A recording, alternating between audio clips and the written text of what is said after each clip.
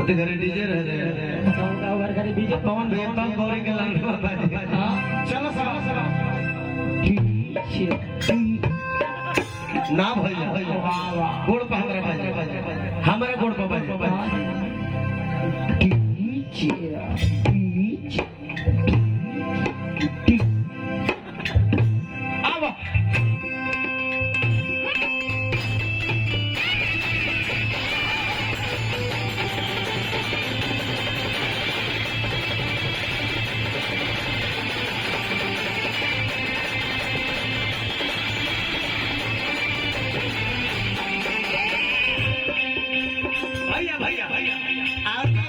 कि आज जिन शुक्रगुजार हमें इस बसंतपुर की पावन धरती पे बुलवाया है।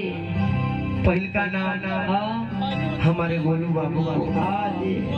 इस कमेटी के तमाम सदस्यों को, राजू भैया, इस पंचायत के तमाम